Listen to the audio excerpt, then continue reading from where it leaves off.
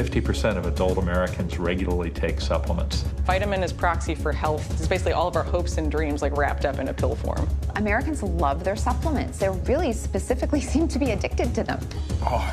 It's not a very tightly regulated field. Pretty much anything can be sold as a nutritional supplement. This bottle, its claim is that it supports positive energy. All of the nutrients don't have to go through your digestive system. It goes directly into your bloodstream. You want to have clear thought, and it's something that makes your brain work better. We don't know what this is doing to us. Any Soylent user understands that and is taking the risk. Their main selling point is either we're going to do something good for you, or if you don't protect yourself with our products, something bad is going to happen to you. We all want to stay young forever. There's an entire industry that is talked into being dissatisfied with ourselves. But we live in a world full of noise. Celebrity diets and detox. Of science versus pop culture. I'm here to change that.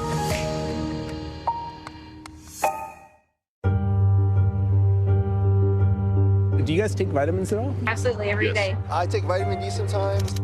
I do take vitamin D. Vitamin C, vitamin D. My calcium, magnesium. I'm a woman. I need it. Vitamin A, vitamin B12. Do you guys take vitamins? Not as much as we should. Just vitamins or supplements also? I take 14 or 15 different supplements. I can't even keep track of them all. I'm 73 and I'm afraid not to take them.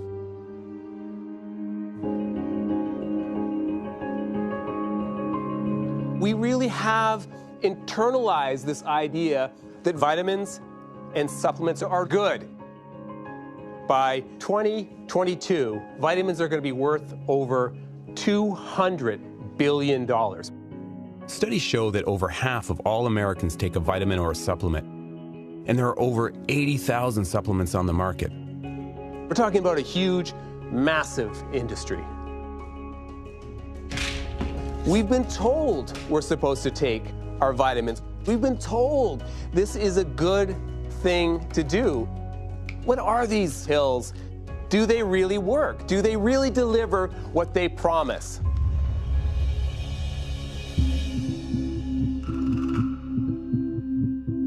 We hear this terminology a lot, but what are vitamins and what are supplements? What do these words even mean? Vitamins are just things that an organism can't supply to itself. And there's something you get from outside your body, typically from food. These are things that you need to have in order to be healthy. There's 13 human vitamins, the A, B, C, D, E, K, and there's 8 Bs within that. Without vitamins, we would have various disorders. So for example, if you don't get enough vitamin C, you could suffer scurvy. Vitamins are a vital part of our health. But how do we go from eating healthy foods to this massive multi-billion-dollar industry?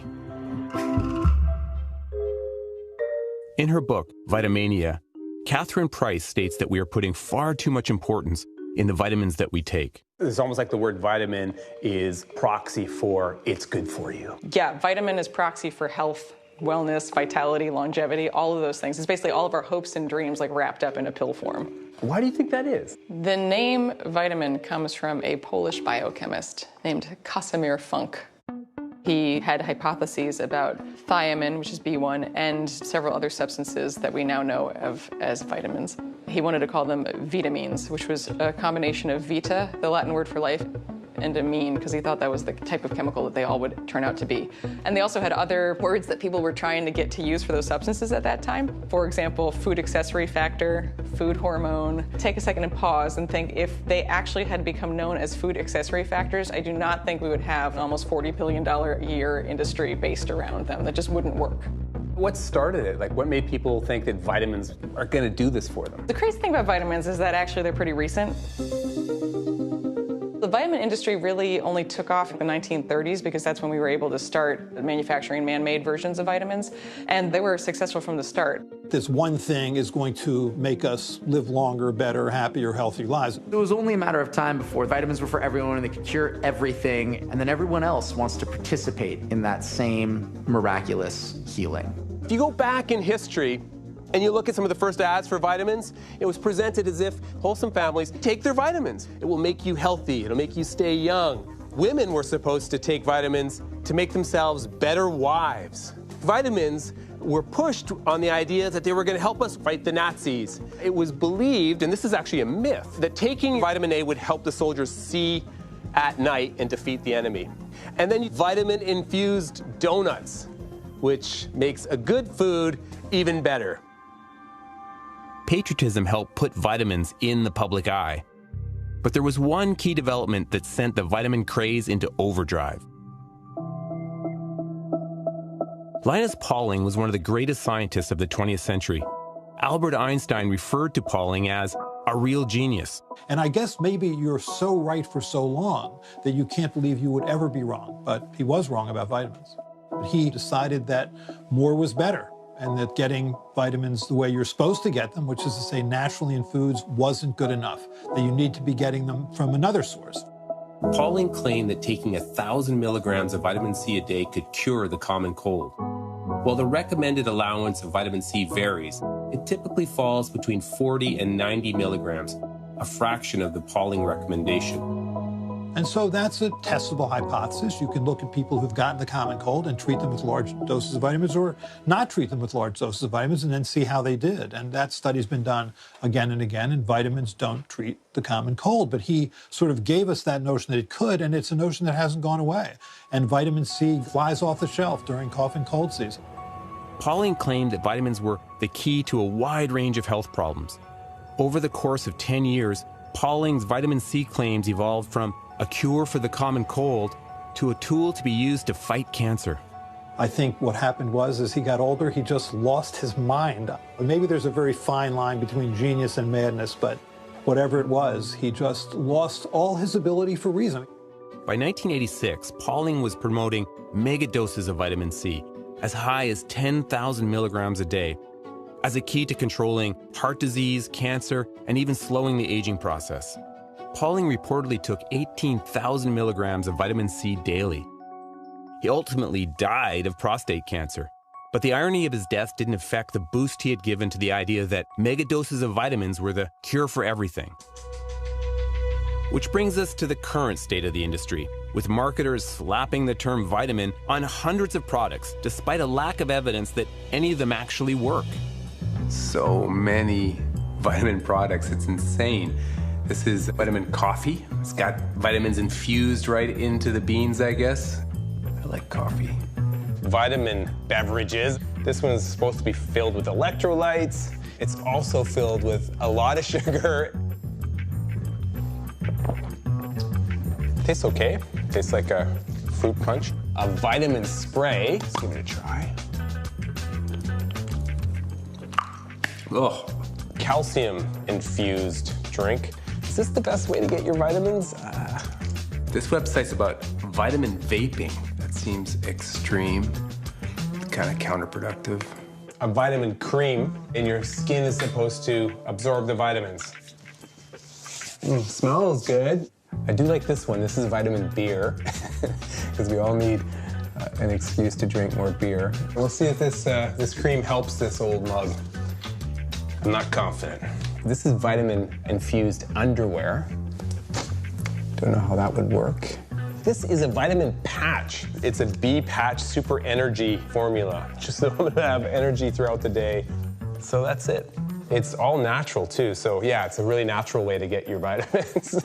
Patch on your arm. This one's holistic rectal infusions. That's extreme.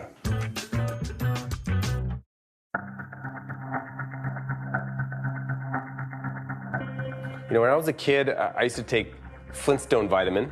I thought it tasted good. That's why I ate it. But now it seems like there are more and more vitamins. It's almost a guilt thing that we're all supposed to take these vitamins, and it's going to really help us be healthier.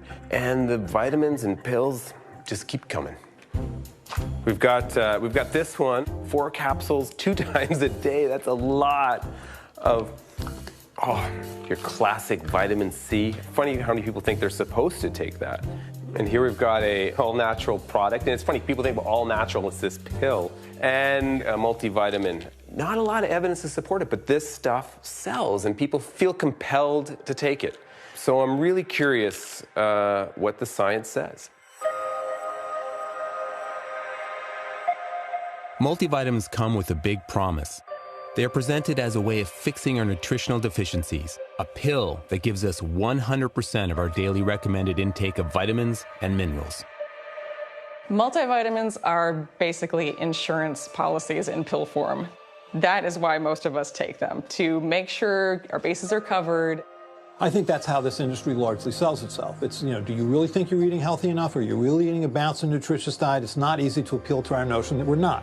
And therefore, you can wipe that all away by just taking this one simple pill every day. It's typically a multivitamin.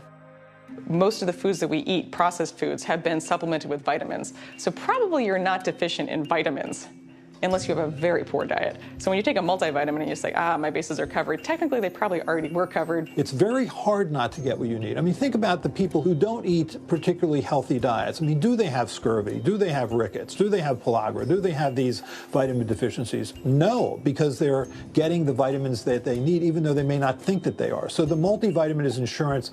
I think there is no evidence that that makes you better or healthier. Despite this lack of evidence, the trend not only continues, we are finding new ways to get those vitamins into our body. In fact, multivitamins seem tame by comparison. All over the world, people are skipping the pill and going straight to intravenous injection.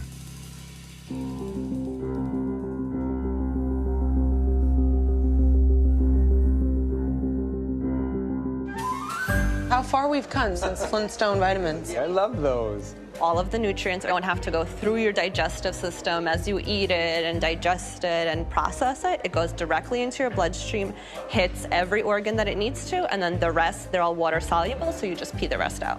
So it's maximizing the amount of nutrients that your body needs. Exactly.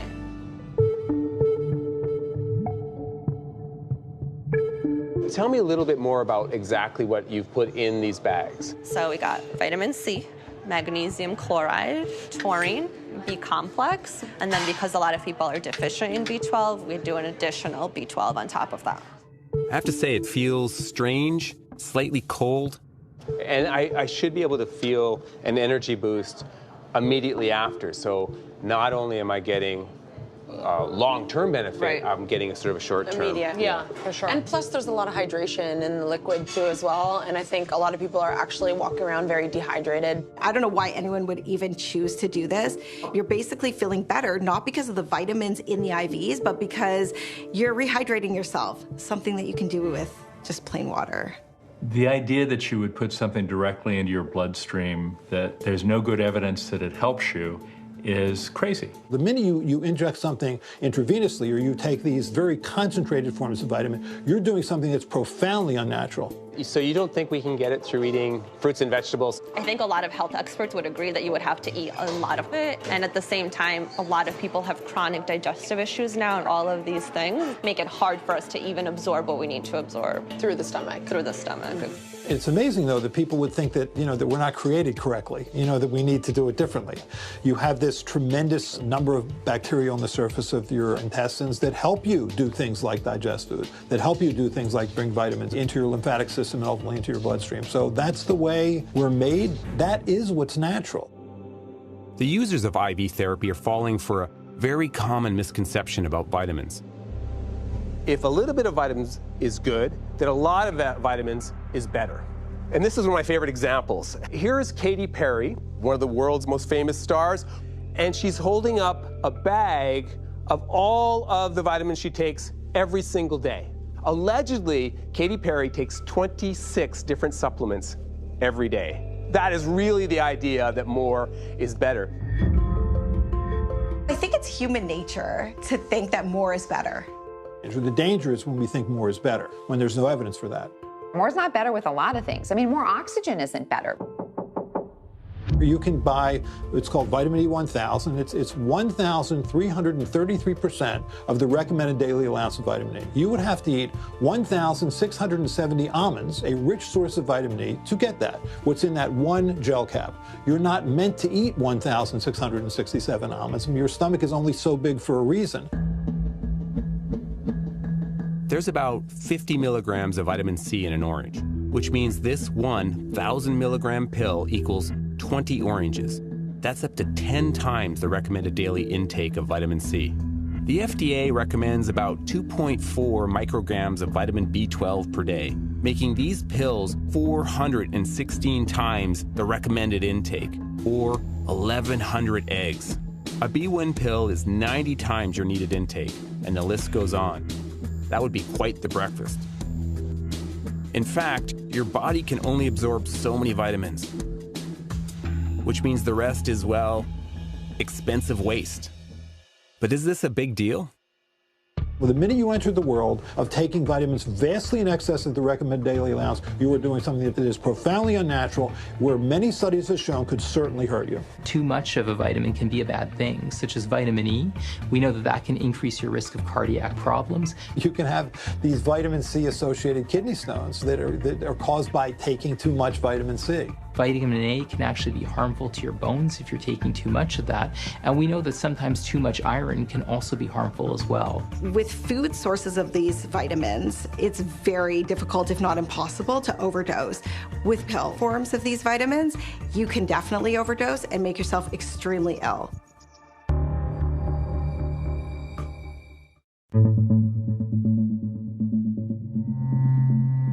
If vitamin pills are the solution to our vitamin deficiencies, then supplements are sold as a solution to a wide range of other problems. We have a whole list of awesome goodies to optimize your brain, your health, your body. Our product, it's a supercharged lycopene supplement, increases arterial health by over 53%. 50% of adult Americans regularly take supplements. As we get older, that number, it rises and rises. Americans love their supplements. They really specifically seem to be addicted to them. And that is a much broader category than in the United States is at least 87,000 products now. So people often use the two words to mean the same things, and they're not. And that actually is a very, very clever move on the part of the supplement industry, because once you start to ascribe the same health and wellness and safety profiles to this 87,000 products as these 13 chemicals, you just open up huge doors of sales and acceptance by the public without any questioning. There are many different uses for supplements: dietary, weight loss, exercise, and now an emerging trend, supplements for your brain. In highly competitive environments, like the world of multi-million-dollar startups in Silicon Valley, we've seen the emergence of a new kind of business, a smart drug subscription service. They're being proposed as a way to make our brains better, to enhance our thinking. These are called nootropics.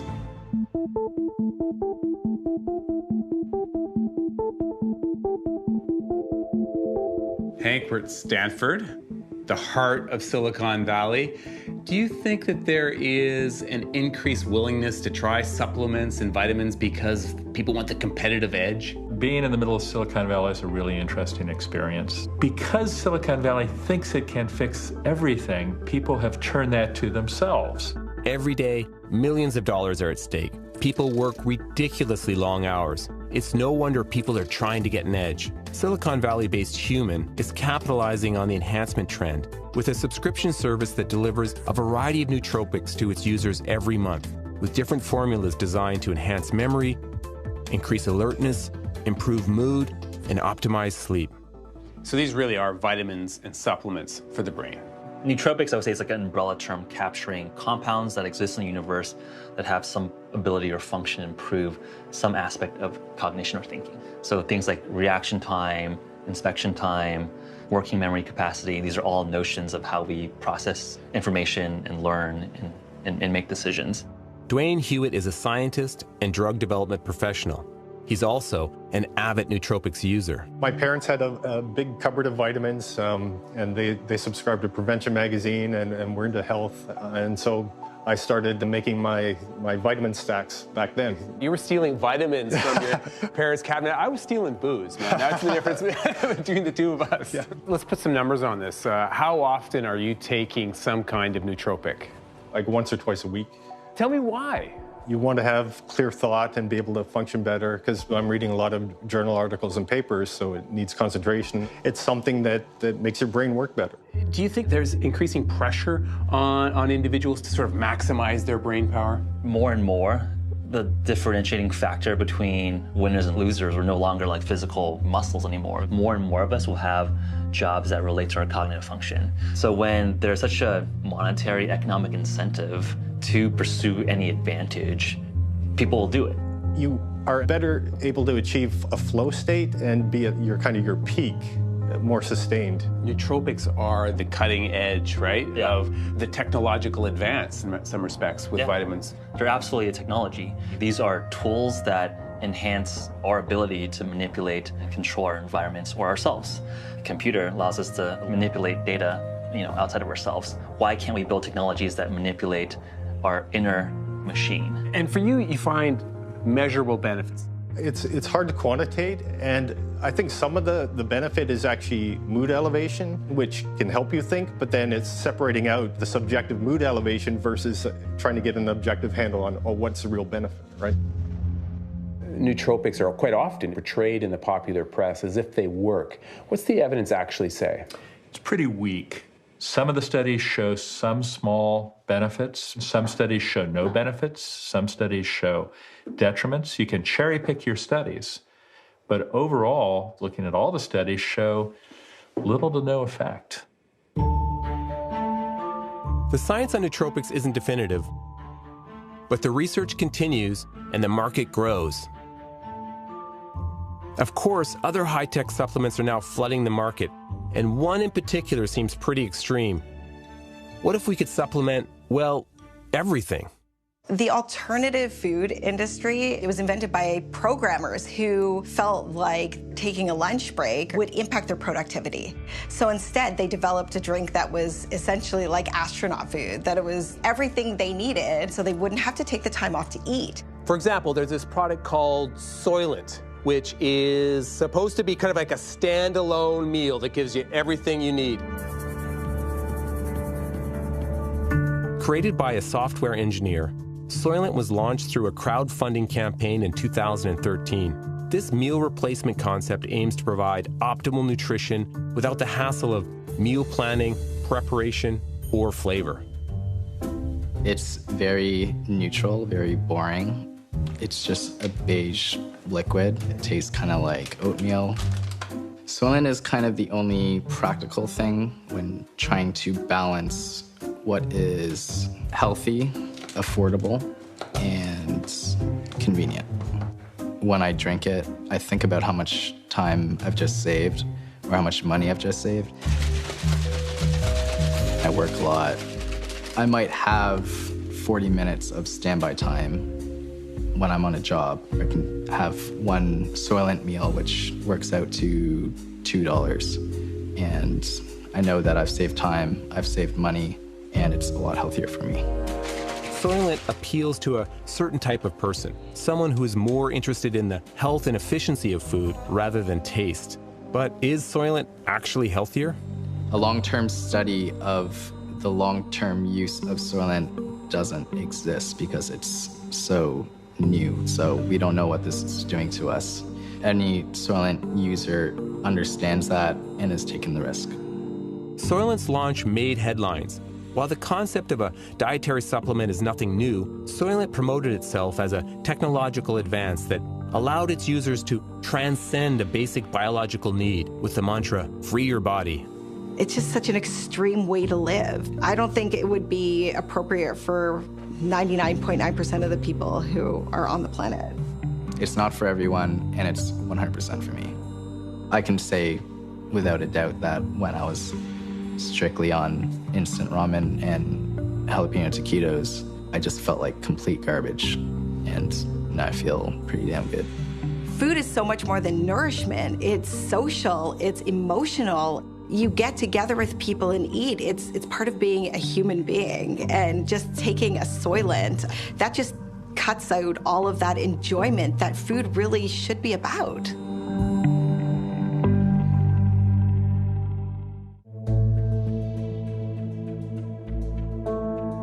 The lack of proven efficacy doesn't prevent more and more extreme claims from the supplement manufacturers. From increased brain activity to building muscle mass to disease prevention and even anti-aging.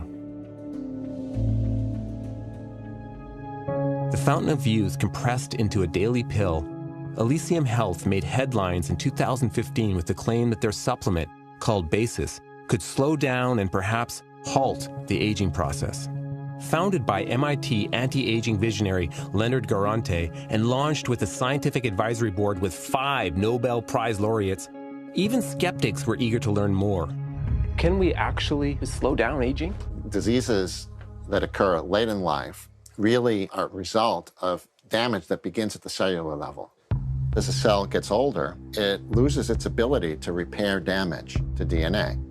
And so damage accumulates, and that's going to impair the integrity of that cell. And that's probably one of the components of why we age. For example, you take neurodegenerative diseases like Alzheimer's disease.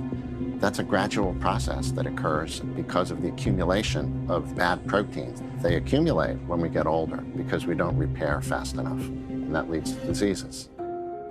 Basis aims to slow the decline of a molecule that plays a vital role in our cells' ability to function, repair damage, and sustain life. The subscription supplement costs clients $50 a month, with the official claim of supporting the long-term health of your cells. In this anti-aging area, you're not talking about living to 250 years old.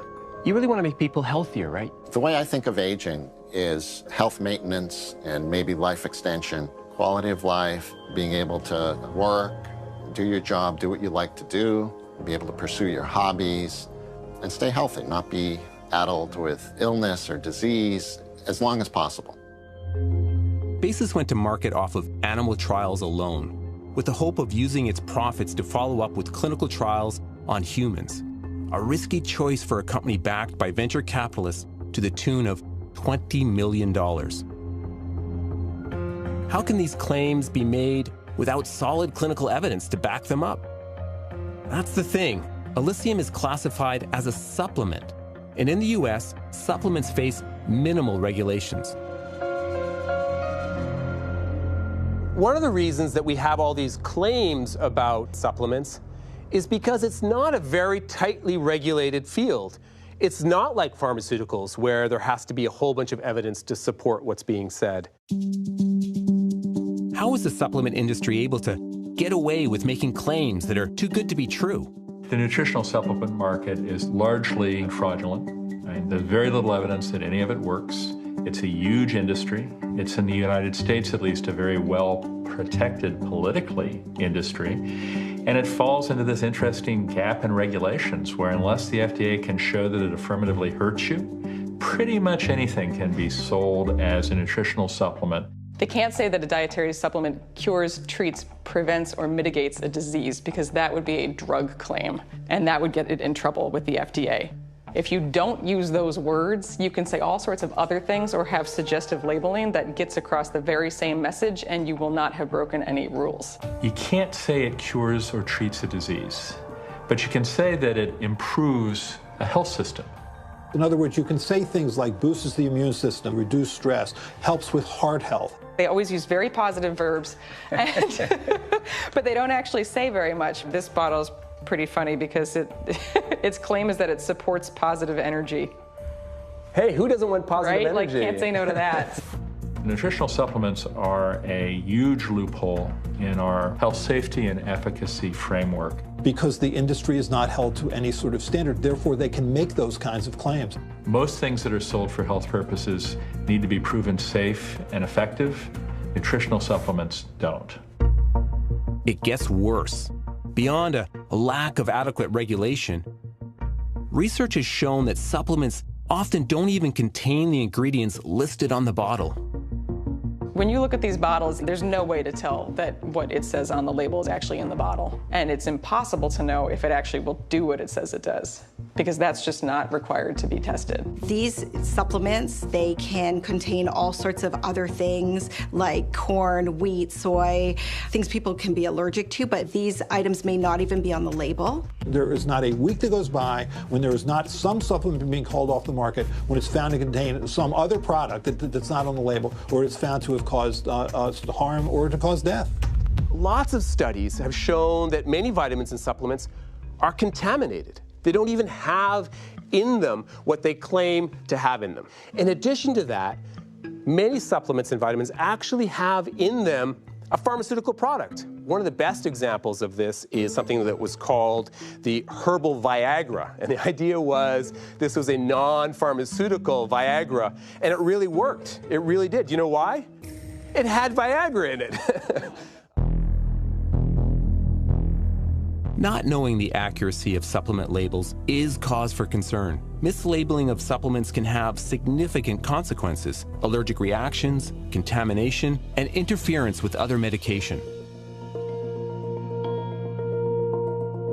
But there is hope. The True ID Lab is able to verify the ingredients in herbal supplements using forensic DNA tests. Stephen Newmaster's herbarium holds the DNA of 80,000 specimens. This is a beautiful sample of Echinacea angustifolia. We know where it came from. We have the geographic coordinates. And the best part, I think, is I've sucked out some DNA and I've made a DNA library for it. And I do this for literally thousands and thousands of samples. Those collections then go into this database that we're creating for medicinal plants. And the interesting thing for society is we can go and take a bottle of ingredients, pull out the DNA, and ask, hey, are those things on the label actually in the product? And that's what we've done. This tiny little machine is my lab working. This chip right here has 16 different tests. In less than an hour, you have these curves that match up, that match the probes, and it gives you all the information. In 2013, we wrote a paper that showed some products were being sold and what was on the label was not in the bottle, based on DNA evidence. You make this assumption that when you buy something, and it's actually in that product. His study found that 60% of products contained ingredients not listed on their labels, and 1 in 3 contained contaminants or fillers. And here's a little mark on here saying, yeah, it's been DNA tested, it's third party, it's been audited, and it's been using these DNA probes. And this is True ID. And you can look for this as a consumer. Ingredients that are found in a product, we need to know about. There are health concerns. There's also the fact that you may be buying something that's fairly expensive and it's not really there. It's there in small quantities and you're being ripped off. One of the visions that we have is to build a standard biological reference material library for DNA and for chemistry so that regulators, whether it's FDA, Health Canada, USDA, the Pharmacopoeia, will be able to use this reference database to be able to have some regulatory oversight. We don't have that right now in the marketplace. It's the Wild West.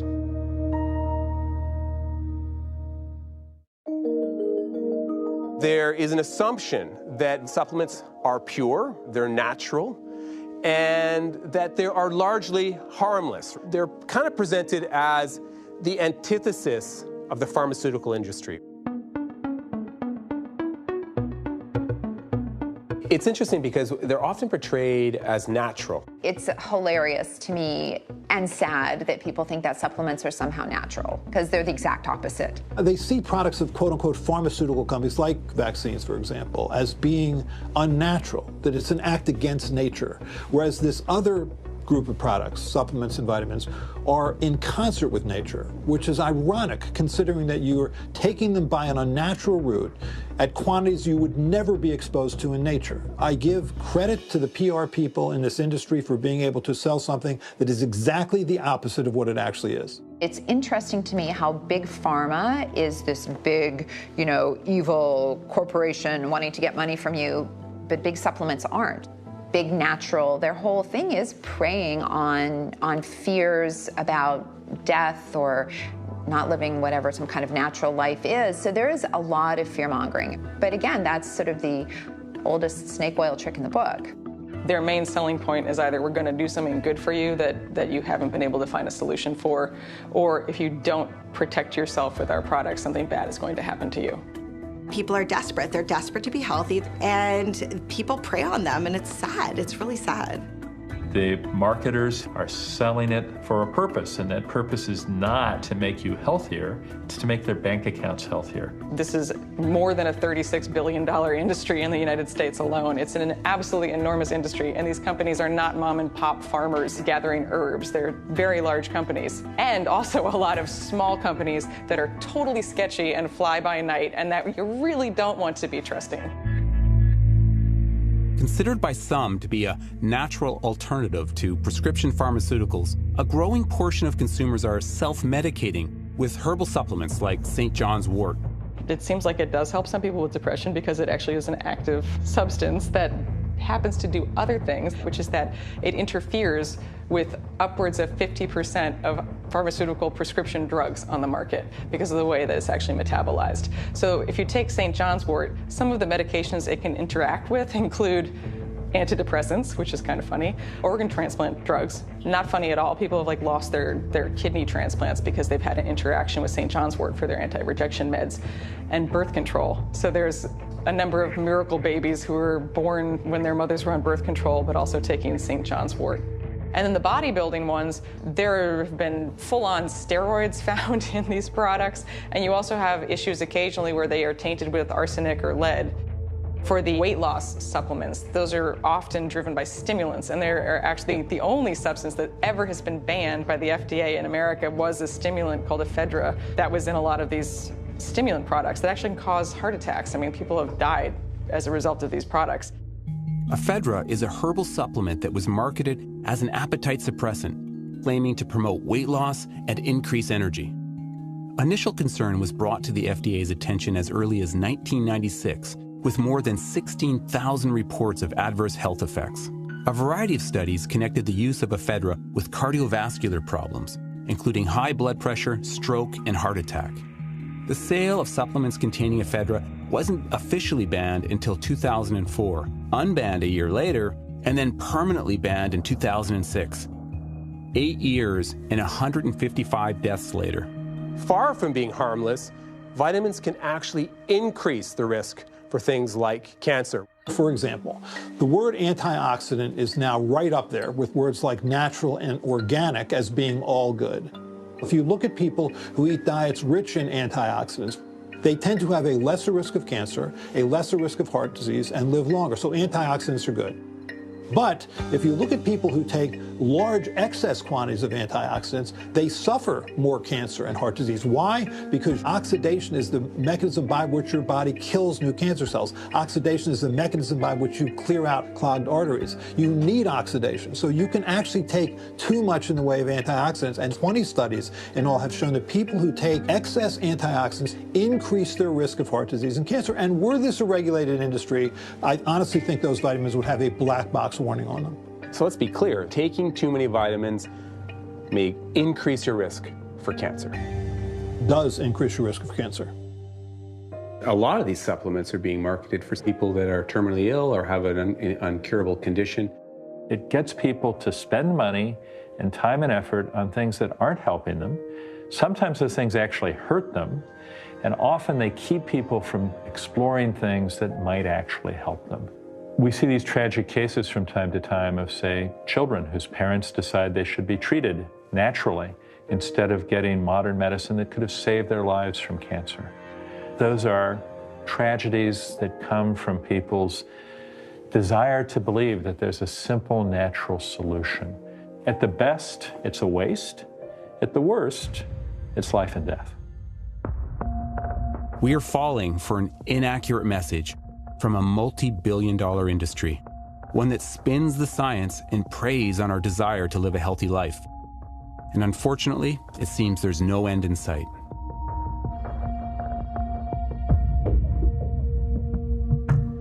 Where do you think the whole vitamin craze is going? It's going to continue to be wildly successful and difficult to persuade people otherwise. It's not going away. I do not think the vitamin craze is going away anytime soon. Or ever. As it stands, regulatory wiggle room allows the vitamin and supplement industry to make extravagant claims without providing the supporting evidence. This gives them a huge marketing advantage. At least with Big Pharma, they've had to do studies. So if you think about big natural, they don't have to spend anything on research and development. They can just package it and sell it and mark it up, and there you go. In my dream world, I would think that these products should have a standard similar to over-the-counter drugs. I would like to see the Food and Drug Administration hold the industry to a labeling and manufacturing standard and hold it to a safety and efficacy standard, which is to say they can't make any claim that they haven't proved. If you took away that ability to make just those claims, let alone having stricter regulation in general, that would kill the industry.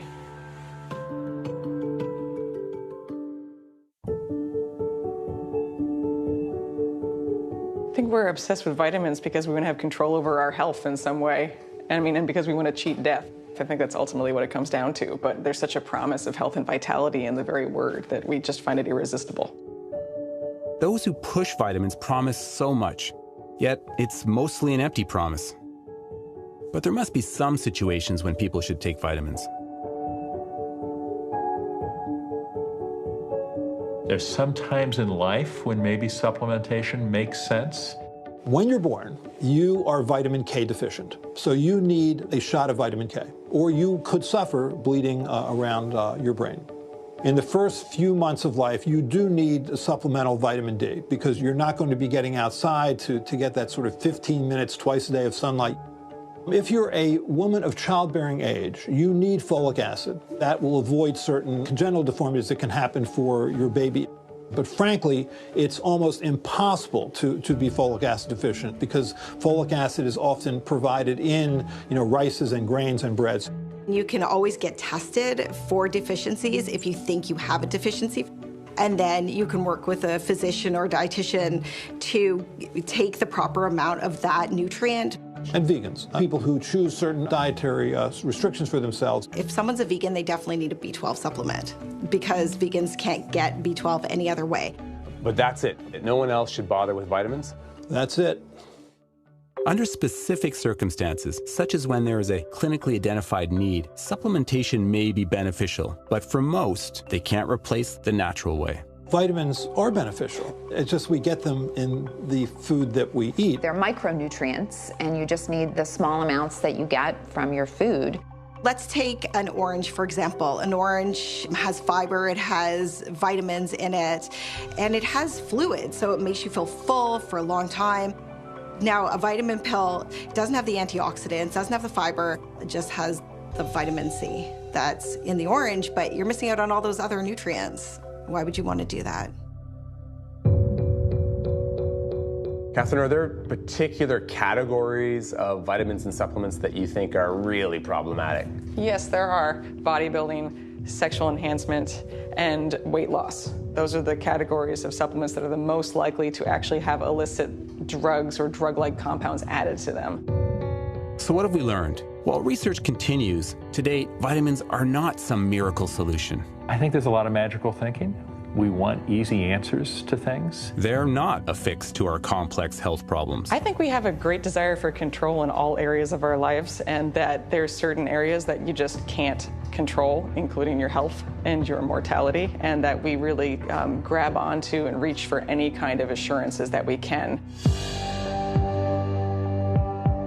But perhaps the concept of vitamins makes people feel as if they're doing their very best to protect their health.